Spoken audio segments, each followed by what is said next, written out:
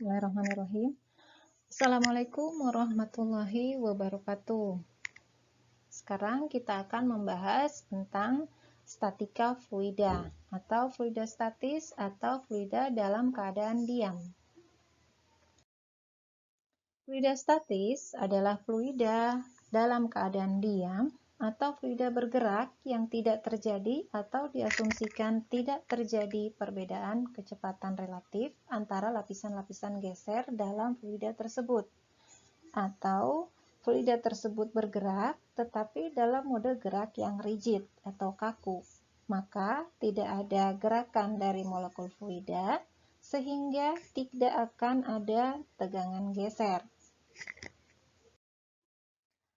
Pada pembahasan tentang fluida statis ini, kita akan membahas tentang beberapa poin, yaitu yang pertama, tekanan di suatu titik, kemudian persamaan dasar tekanan, lalu variasi tekanan pada fluida statis, kemudian fluida mampat atau fluida kompresibel, kemudian fluida tidak mampat atau fluida inkompresibel. Untuk pembahasan tekanan atau pengukuran tekanan, ini akan dibahas di video selanjutnya. Yang pertama, kita membahas tentang tekanan di suatu titik. Dalam pembahasan kita mengenai mekanika fluida, kita akan sering menjumpai tekanan. Tekanan adalah hasil dari gaya-gaya kompresif yang bekerja pada suatu luasan. Tekanan di suatu titik adalah perbandingan gaya normal terhadap luas bidang yang beraksi di suatu titik di permukaan dalam suatu fluida. Di sini kita lihat bahwa ada elemen fluida kecil, sangat kecil, berbentuk segitiga. Di sini saya gambarkan dalam bentuk 2 dimensi, supaya nanti pemetaan gaya-gaya yang bekerja pada elemen fluida ini menjadi lebih sederhana. Dari geometri elemen ini, maka akan diperoleh beberapa gaya. Pertama-tama, kita letakkan dulu elemen kecil fluida ini di sumbu koordinat X dan Y. Ini adalah sumbu X yang horizontal, kemudian yang vertikal adalah sumbu Y. Jika kita terapkan gaya-gaya yang terjadi, maka gaya yang terjadi pada elemen fluida ini utamanya adalah gaya dari berat fluida dan gaya dari tekanan. Untuk gaya dari tekanan, di sini kita lihat tekanan dari kiri menuju ke kanan. Ini adalah Px dy. P ini adalah tekanan dikali dengan dy. dy ini adalah luas dari permukaan di sebelah sini. Jadi tekanan yang bekerja dari kiri ke kanan ini adalah Px dy. Kemudian untuk tekanan yang bekerja pada bidang miring, pada permukaan miring ini, kita punya sudut pembukaan sebesar θ. Kemudian gaya yang tegak lurus untuk bidang ini adalah Ps ds. Untuk gaya pada permukaan yang bawah ini adalah Py dx, yaitu tekanan dikali dengan tekanan yang berada di sumbu X, kemudian dikali dengan luas permukaan di sumbu X. Untuk gaya berat di sini, gaya berat ini ada karena berat dari fluida karena gaya gravitasi. Di sini gaya berat ini adalah gamma dikali dengan luas dari elemen fluida ini, yaitu dx dy per 2. Jadi bisa dituliskan sebagai gamma dikali dengan dx dy per 2. Kemudian mari kita tuliskan untuk gaya dari arah X. Ini adalah kita lihat di sini, gaya dari arah X ini dari kiri ke kanan kita konotasikan sebagai positif, sedangkan dari kanan ke kiri kita tuliskan sebagai negatif. Dari kanan ke kiri, dari kiri ke kanan, kita tuliskan sigma fx, sigma gayanya sama dengan px dy dikurangi dengan ps ds sin theta. Di sini kita punya ps ds sin theta karena yang kita proyeksikan adalah gaya horizontal yang bekerja pada elemen fluida ini dari sebelah kanan ke kiri. Karena di sini ada sudut theta ya. Sama dengan saya tuliskan dulu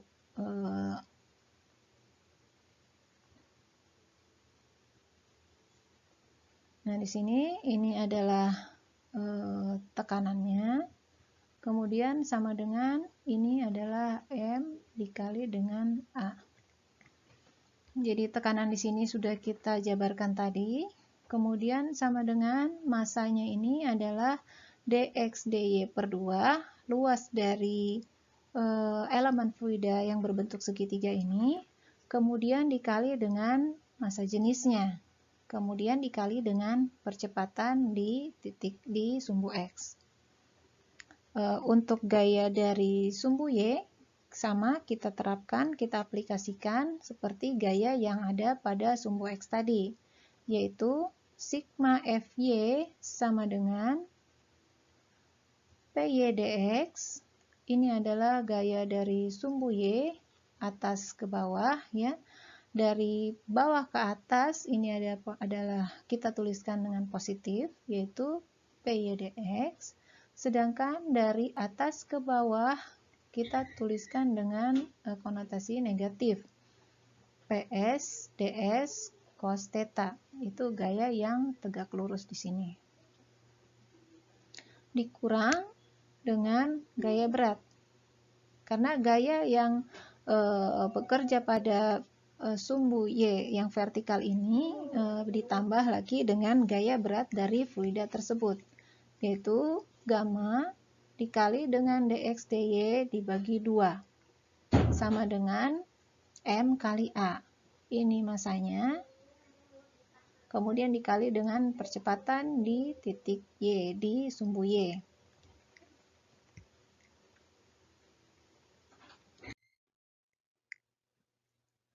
Kemudian kalau kita lihat dari geometri dari elemen fluida ini berbentuk segitiga, maka ini saya tuliskan lagi di atas. dy di sini adalah ds sin theta. Kemudian untuk dx, ini ya tadi ya, untuk dx ini adalah dy ds cos theta. Maaf, tadi saya ulangi, untuk dy ini adalah ds sin theta, kemudian untuk dx adalah ds cos theta. Jika kita terapkan hukum Newton 2, yaitu F sama dengan M kali A, maka pada arah X dan Y ini, maka gaya resultan yang bekerja pada arah X, pada sumbu horizontal ini adalah, kita tuliskan kembali, Px dy dikurangi dengan Ps ds sin theta sama dengan M kali A-nya itu ini, dx dy per 2 dikali dengan rho A X. Karena elemen ini sangat kecil, jadi dianggap maka luas dari volume dari elemen fluida ini sangat kecil atau mendekati 0, maka di sini bisa kita tuliskan bahwa ini kita coret saja, maka sama dengan Px dy dikurang dengan Ps dy. Di sini karena kita melihat dari geometrinya ini, kita mengganti ds sin theta menjadi dy. Di sini ya. Jadi di sini bisa kembali kita tuliskan menjadi PX sama dengan PY. DY-nya bisa kita hapus. Kita coret. Selanjutnya, untuk resultan gaya yang bekerja di arah Y, di sini sigma FY sama dengan M kali AY.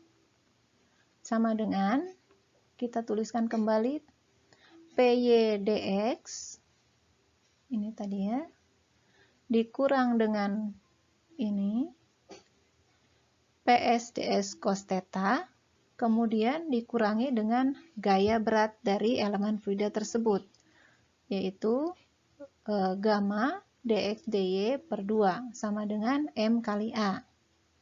Dx dy per 2 dikali rho, kemudian dikali AY.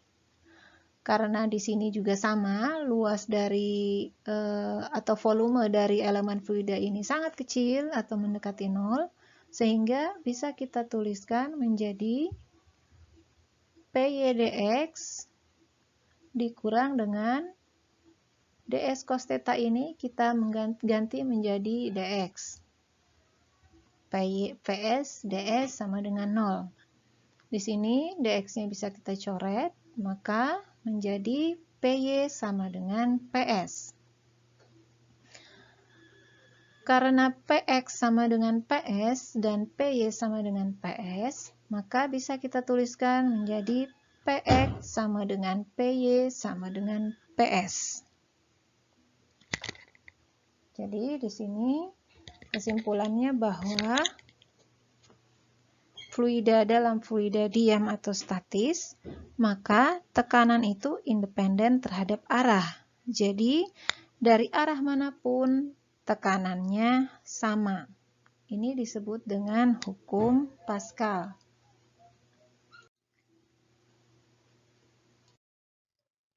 Selanjutnya kita melihat persamaan dasar tekanan. Persamaan dasar tekanan ini kita gunakan untuk mengetahui variasi tekanan dari titik satu ke titik lainnya. Jadi di sini kita mempunyai elemen fluida kecil, sangat kecil, berbentuk balok, bisa juga dibuat dalam bentuk kubus. Nah, di sini saya membuatnya dalam bentuk balok, maka kita petakan lagi gaya-gaya yang terjadi pada elemen fluida ini. Gaya-gaya yang beraksi pada elemen fluida ini adalah gaya-gaya permukaan karena tekanan, kemudian gaya badan, gaya yang timbul karena berat dari elemen fluida ini, atau disebut juga dengan body force. Gaya-gaya yang lain tetap ada, tetapi di sini kita abaikan dulu. Jadi kita lihat di sini pada bagian tengah dari elemen fluida ini mempunyai tekanan sebesar P. Ini tekanan sebesar P. Kemudian kita perkirakan berapa tekanan di bagian permukaan elemen, di kiri, di kanan, di atas, dan di bawah. Kita uraikan gaya-gaya tersebut dengan mengaplikasikan Dirac-Taylor untuk mengetahui bagaimana gaya-gaya itu bervariasi. Skema Dirac-Taylor ini ada di sebelah kanan bawah. Jadi di sini kalau kita punya tekanan sebesar P, kira-kira berapa tekanan di titik yang berjarak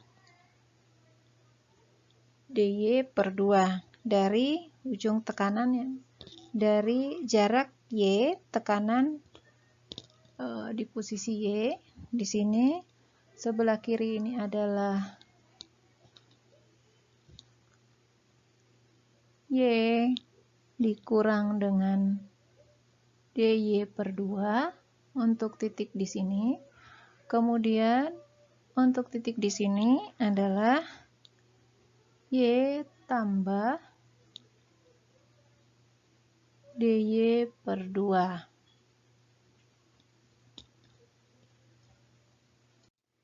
Maka perbedaan tekanan di titik P adalah dp dy kali dengan dy per 2. Jika kita terapkan pada elemen fluida yang berbentuk balok ini, maka kita punya tekanan-tekanan yang pertama dari arah kiri ke kanan, itu ada ini. P dikurang dp per dy dikali dengan dy per 2, kemudian dikali dengan dx dan dz. Ini kita lihat ya, sumbu vertikal ini adalah Z, kemudian yang horizontal ini adalah Y, yang menembus layar, yang menjauhi kita ini adalah X. Jadi, di sini ini adalah tekanan, di sini adalah suku tekanan, kemudian yang ini, saya hapus dulu ya. Ini adalah tekanan. Ini adalah tekanan, kemudian yang ini adalah luas permukaan. Yaitu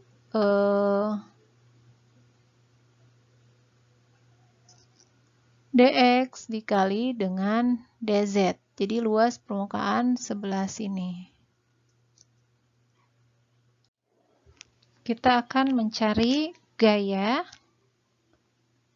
F sama dengan P dikali A. Di sini untuk dari kiri, F dari kiri ini adalah ini. Kemudian untuk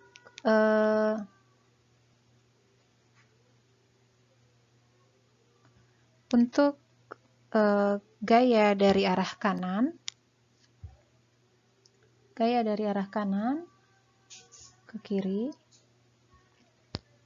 ini ada P ditambah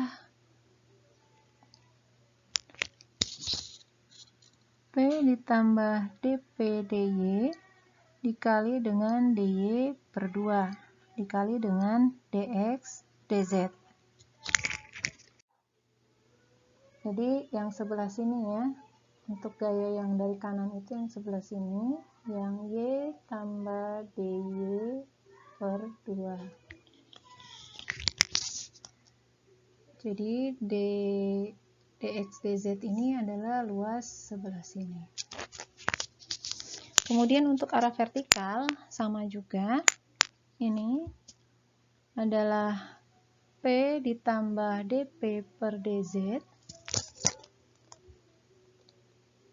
dikali dengan dz per 2 dikali dengan dx dy. Dari bawahnya sama, tapi ininya negatif. Setelah kita uraikan gaya-gaya tersebut, maka kita bisa masukkan persamaan hukum Newton 2. Di sini kita gunakan koordinat X, Y, dan Z yang bisa dikonversi ke persamaan vektor. Arah X itu adalah vektor I, kemudian arah Y ini adalah vektor J, kemudian arah Z ini ada vektor K.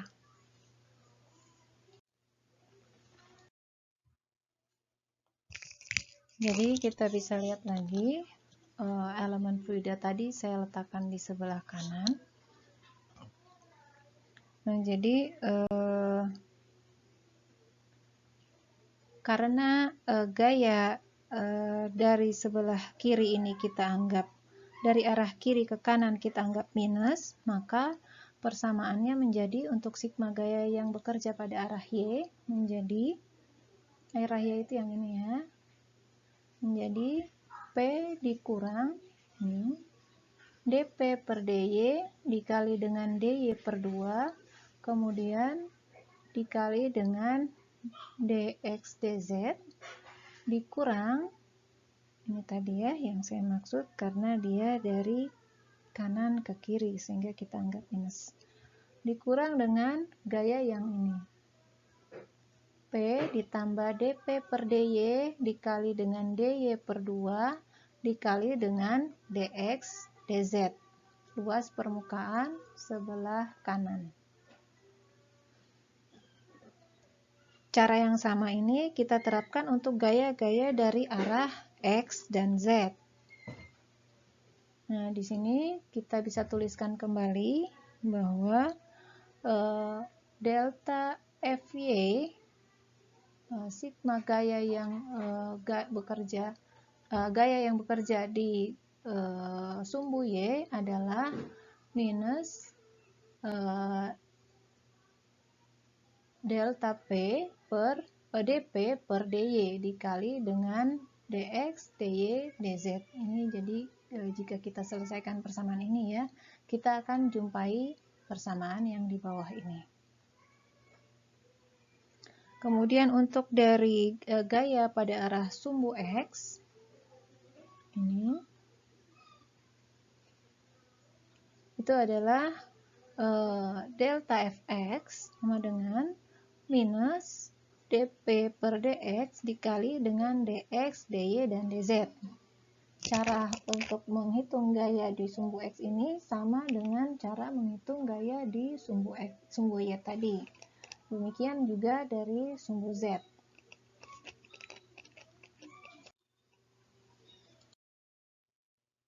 Jadi jika kita tuliskan dalam bentuk vektor, maka resultan gaya permukaan pada elemen fluida tadi, jadi ini kita simbolkan dengan delta Fs.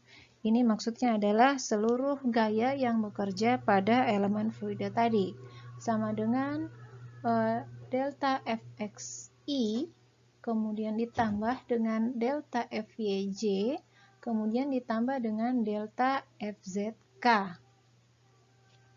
Kemudian kita punya suku yang bisa dikurung, jadi kita tuliskan kembali delta Fs sama dengan minus dP per dx kali I ditambah dP per dy dikali J ditambah dP per dz dikali K, kemudian dikali dengan dx, dy, dan dz. Ini adalah persamaan 1.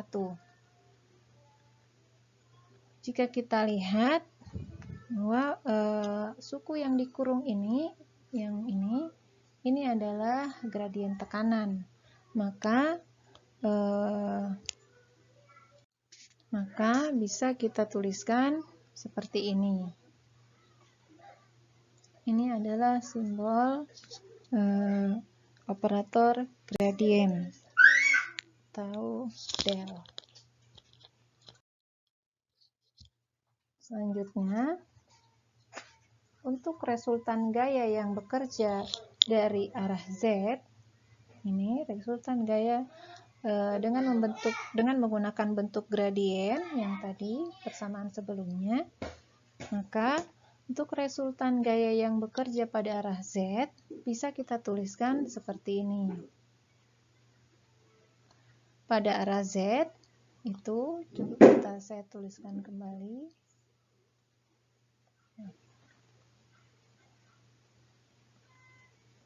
Arah Z ini adalah yang vertikal, kemudian ini adalah Y, kemudian ini adalah X. Untuk pada arah Z vertikal dikenai gaya tambahan, yaitu gaya berat dari elemen fluida. Maka gaya berat dari elemen fluida itu adalah massa dikali dengan percepatan gravitasi. Jadi di sini persamaannya menjadi minus delta WK, ini gaya dari berat fluida, sama dengan minus gamma dikali dengan dx, dy, dz dikali dengan nilai K. Tanda negatif di sini karena gaya berat itu bekerja dari atas menuju ke bawah. Berat dari fluida tadi kita bisa tuliskan berat itu sama dengan massa dikali dengan percepatan gravitasi sama dengan Rho dikali dengan G. Nah, jika kita terapkan pada hukum Newton 2, yakni sigma delta F sama dengan delta M dikali A, karena masanya ini sangat kecil, maka sigma delta F sama dengan sigma delta Fs, ini seluruh gaya yang bekerja pada elemen fluida, dikurangi dengan gaya karena berat, kemudian sama dengan delta M dikali A. Nah, kemudian kita tuliskan kembali persamaan tadi. Gradien ini delta P atau disebut dengan del. Jadi bisa kita tuliskan gradien tekanan ini dikali dengan dx, dy, dz, kemudian dikurangi dengan gaya dari berat elemen fluida. Gamma dikali dengan dx, dy, dz dengan vektor k ini. Kemudian sama dengan rho dikali ini ya, rho dikali dengan dx, dy, dz. Ini adalah luas dari elemen fluida tadi. Kemudian dikali dengan percepatannya. Nah,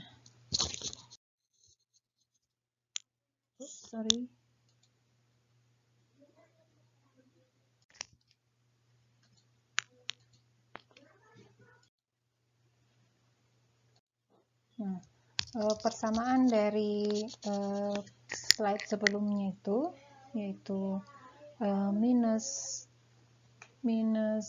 ini gradien tekanan ini dikurang dengan gamma dikali K sama dengan rho dikali dengan A.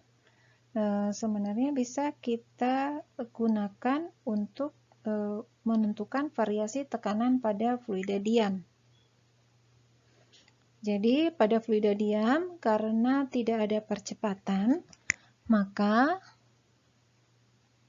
di sini bisa jadi 0 ya, karena percepatannya ini tidak ada, karena dia fluidanya diam, sehingga rho dikali A ini sama dengan 0. Jadi bisa kita tuliskan kembali seperti ini. Maka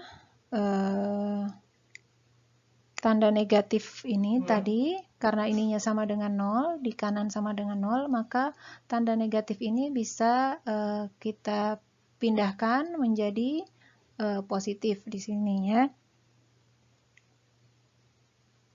Kalau kita tuliskan dalam bentuk komponen menjadi dP per dx sama dengan 0 untuk dari sumbu X, kemudian gaya dari tekanan dari sumbu Y ini adalah dP per dy sama dengan 0, sedangkan untuk arah Z ini ada dP per dy sama dengan minus gamma. Jadi di sini kita lihat ternyata tekanan hanya berpengaruh di sumbu Z saja. Tidak ada gradien tekanan yang berubah. Gradien tekanan hanya berubah sebesar minus gamma. Jadi tidak ada perubahan tekanan pada arah X dan Y, sehingga fungsi tekanan hanya berubah di Z saja. Bisa diartikan, sumbu Z ini bisa diartikan dengan kedalaman. Karena fungsi dari variabel ini maka dapat dituliskan dP per dz sama dengan minus gamma. Ini adalah persamaan dasar untuk fluida diam. Persamaan 3.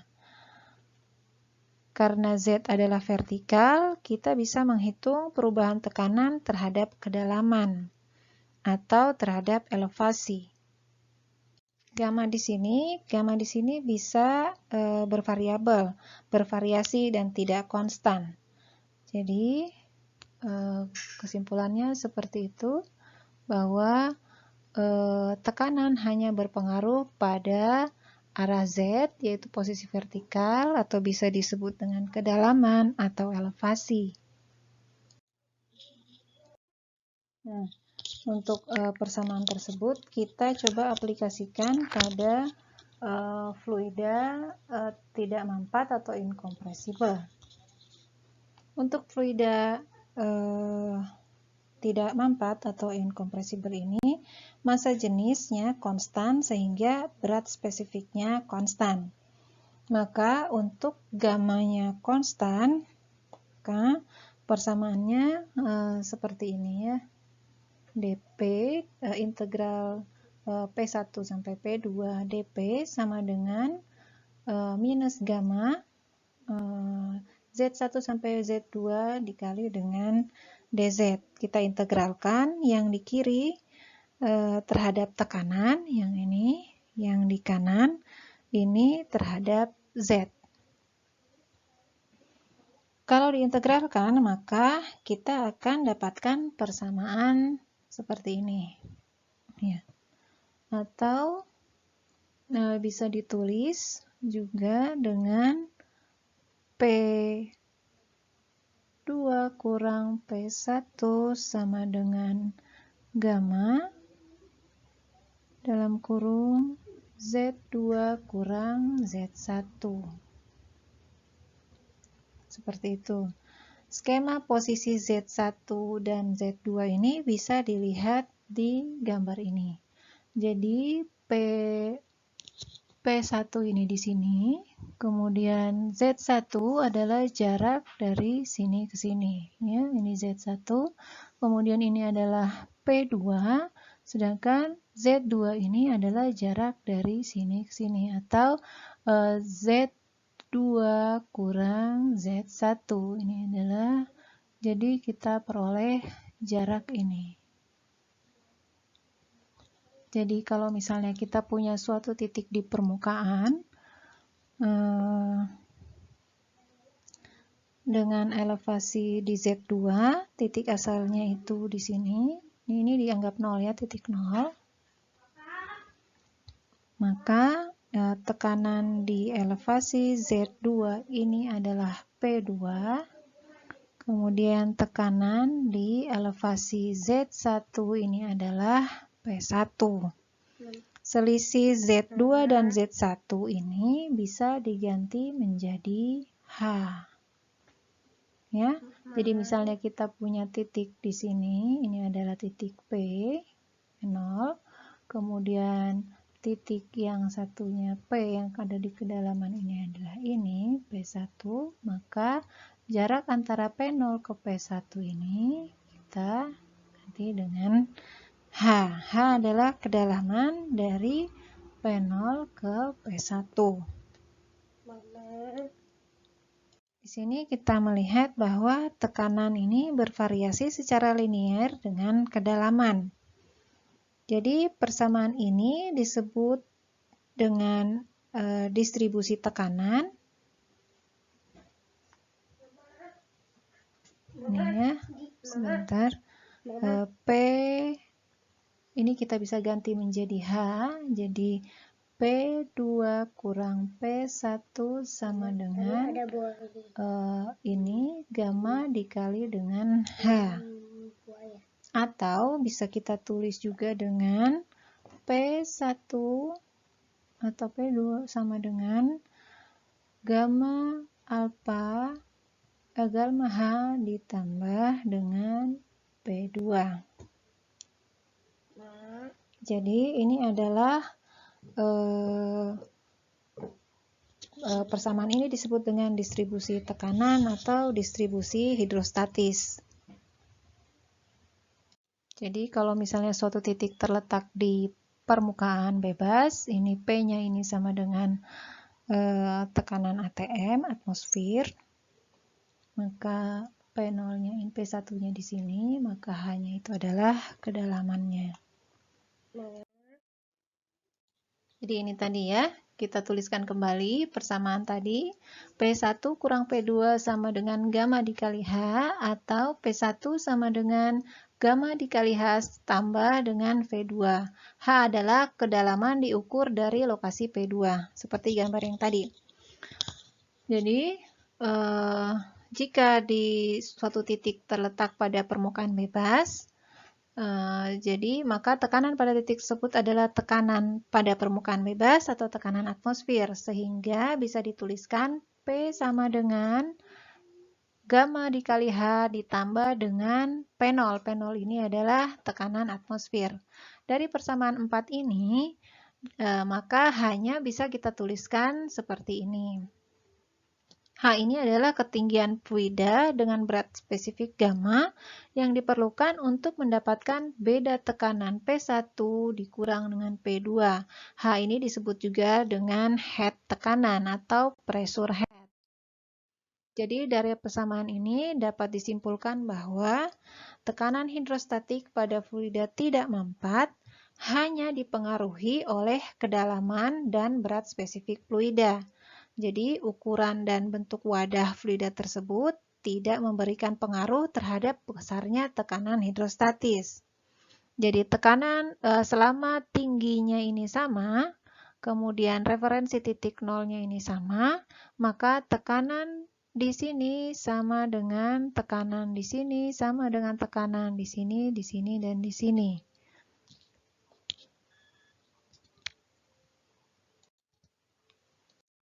Selanjutnya kita membahas mengenai fluida mampat atau fluida kompresibel.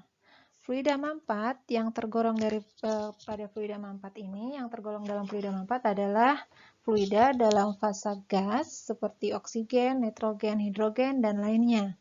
Berat spesifik gas ini jauh lebih kecil daripada cairan lain. Jadi bisa dilihat pada literatur yang sudah saya berikan, perbandingan antara berat spesifik gas dengan berat spesifik air atau air raksa. Jadi karena massa jenis dari gas ini bisa berubah secara signifikan karena tekanan dan temperatur, maka karena perubahan tekanan dan temperatur, kita bisa gunakan persamaan 3 tadi untuk mengetahui bagaimana tekanan dapat berubah pada fase gas. Jadi persamaan 3 tadi itu adalah, saya tuliskan kembali, dP per dz sama dengan minus gamma. Untuk mengetahui pengaruh tekanan pada fluida mampat. Sini karena gradien tekanan pada fase gas sangat kecil dibandingkan dengan fase cair,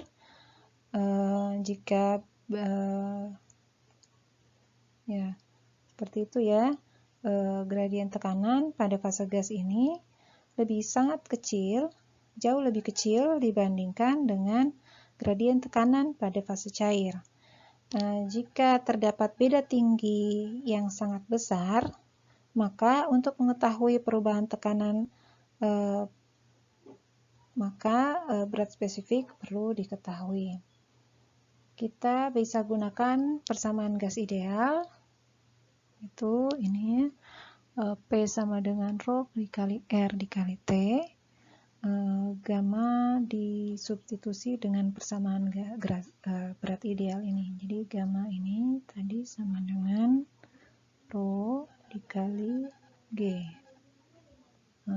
Kita bisa substitusi menjadi dP per dz sama dengan, di sini kita ganti menjadi Gp per R dikali dengan T. Gp dikali per R dikali dengan T. Maka kita dapatkan persamaan ini. Dengan menggunakan metode separasi variabel, maka kita bisa selesaikan persamaan ini menjadi seperti ini ya.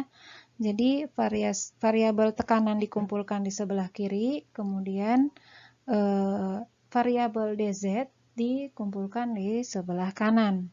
Kemudian diintegralkan, maka akan didapatkan persamaan seperti ini. Jadi, untuk mengetahui distribusi tekanan pada fluida mampat dari persamaan di atas, maka kita harus mengetahui bagaimana pengaruh ketinggian terhadap tekanan. Jadi, variabel Z ini menandakan ketinggian atau elevasi, seperti yang sudah dijelaskan tadi. Untuk fluida mampat atau kompresibel, variasi temperatur terhadap ketinggian perlu diketahui. Jadi, misalnya temperaturnya adalah konstan, maka persamaan tadi bisa kita uraikan menjadi seperti ini.